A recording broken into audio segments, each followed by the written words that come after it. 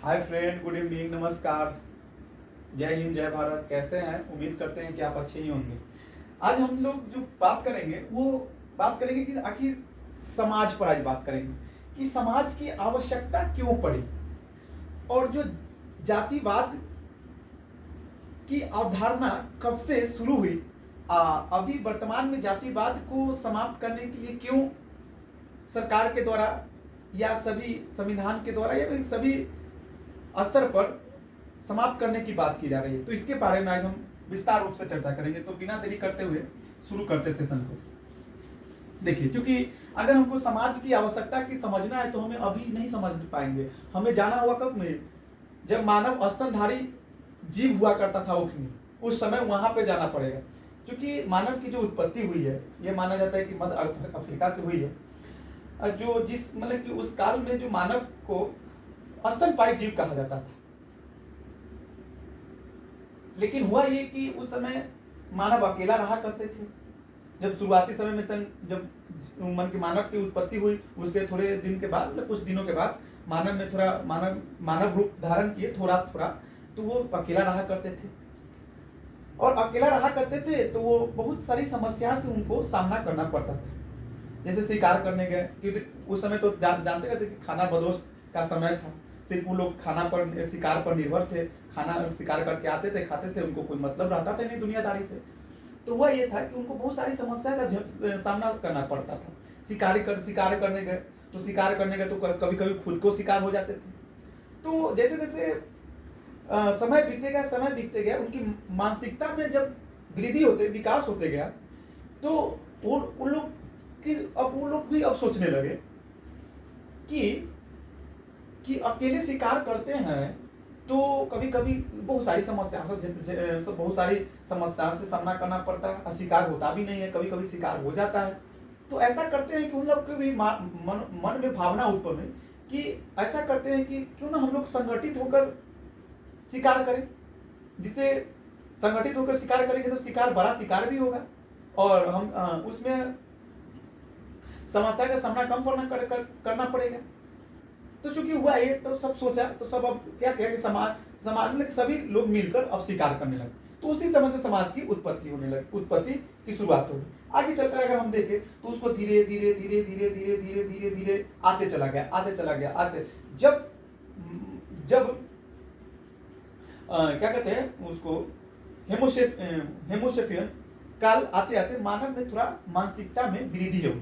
माने वैज्ञानिक रूप से मानवता में, माने वैज्ञानिक दृष्टि से वो विकसित हुई। जब विकसित हुई तो आगे चलकर समाज तो बना था, तो आखिर समाज तो का निर्माण हो गया था। लेकिन जब मानव को दिमाग होगा तो जरूर समाज में ऐसे कोई मानव होगा, मतलब कुछ जरूर समाज में खटपट होगा। तो उन लोगों ने सोचा कि क्यों ना क्योंकि अगर एक समान अगर समाज में रहेगा आदमी, तो थोड़ी ना किसी को कोई गुना देगा, यानी किसी का नियंत्रण किसी पर तो नहीं रहेगा। कोई जिसका मन रहेगा उसको जो मन रहेगा जिसका वो करेगा। जिससे क्या होगा कि समाज विखंडन हो जाएगा। तो उन लोग का मन में ये भी था कि समाज बना भी रहे, तो बना रहे तो कैसे रहे।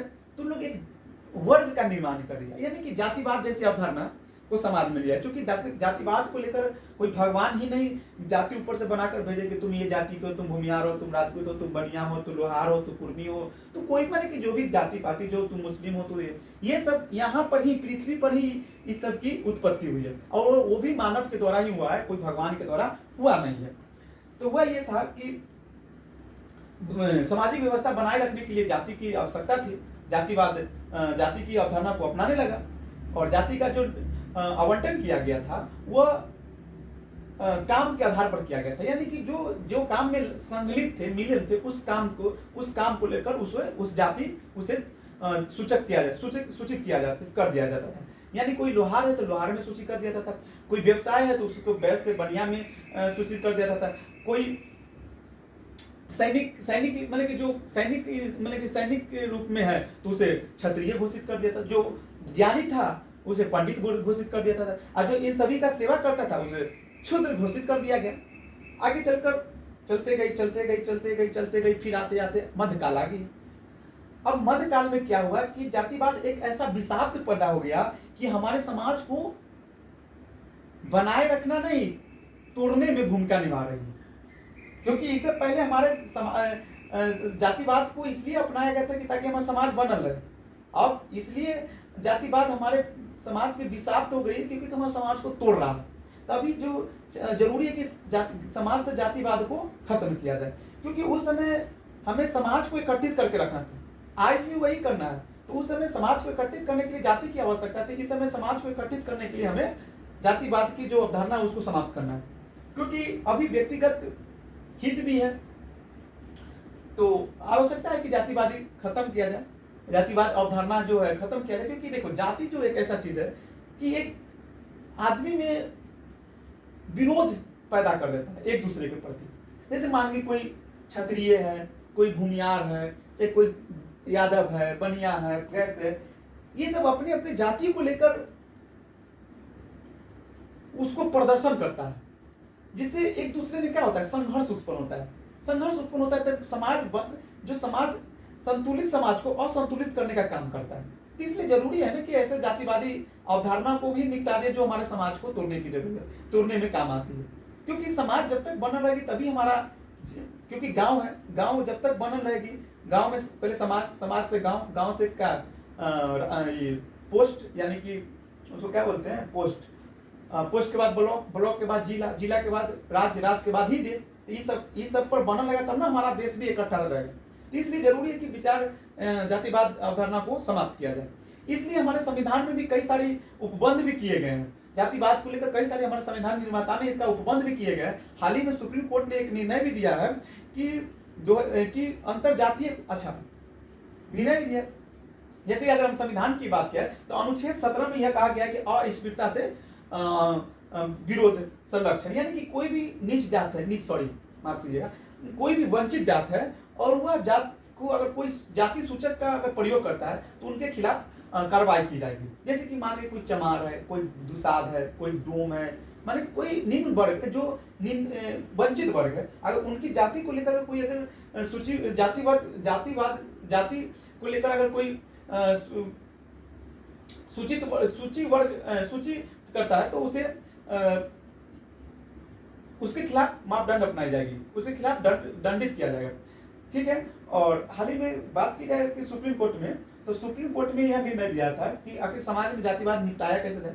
तो एक सबसे बड़ा कारण है कि अंतरजातीय विवाह, अगर यदि अंतरजातीय विवाह होने लगेगा तो हमारे समाज में अपने आप जातिवाद जैसी अवधारणा समाप्त हो जाएगी। इसलिए सुप्रीम कोर्ट ने भी निर्णय दिया कि अगर लड़का लड़की अपनी अंतर आत्मा से अगर सहमति है, अगर वह व्यस्त है, तो दोनों को शादी करने का, अपने जीवन साथी चुनने का अधिकार है। यह अनुच्छेद 21 में भी यह प्रावधान किया गया है। तो यह जीवन के अधिकार में शामिल है, जातिवाद के जीवन के अधिकार में यह भी शामिल है कि हम अपने अंतर आत्मा के अधीन, अपने अंतर आत्मा से अपने जीवन साथी को चुन सकते हैं। तो ये सब पर सुप्रीम कोर्ट भी बहुत सशक्त है, अभी सरकार भी बहुत सारे सशक्त है। इसलिए देख रहे हैं कि उन जातियों को, दूसरा का एक तो ये करें कि अंतरजातीय विवाह को प्रोत्साहन किया जाए। दूसरा बात कि सरकार के द्वारा भी अभी बहुत सारी योजनाएं ऐसी चलाई जा रही है कि जो निम्न वर्ग है, जो सक्षम, जो वंचित वर्ग है, उनको सरकार आर्थिक रूप से मजबूत कर रहे हैं। उनको सभी स्तर पर उनको भी अधिकार दिया जा रहा है, उनको भी अवसर दिया जा रहा है। जिससे क्या हुआ कि जैसे पहले था हमारे समाज में कैसे कि जो उच्च वर्ग के लोग थे वो निम्न वर्ग के लोग को तो बुलाते ही नहीं थे, वो तो उन पर मतलब कि एक उस पर तो वो दास्ता का प्रयोग, मतलब दास्ता बनाए हुए थे। लेकिन इस हमारे संविधान में कई सारी ऐसे उपबंध हुए, जैसे कि स्थानीय शासन व्यवस्था, पंचायती राज व्यवस्था को स्थापना किया। क्योंकि यही लोग को जो वंचित वर्ग है, वो लोग समाज के मतलब कि प्रशासनिक स्तर पर उनका भी भूमिका रहे, वो भी निर्णय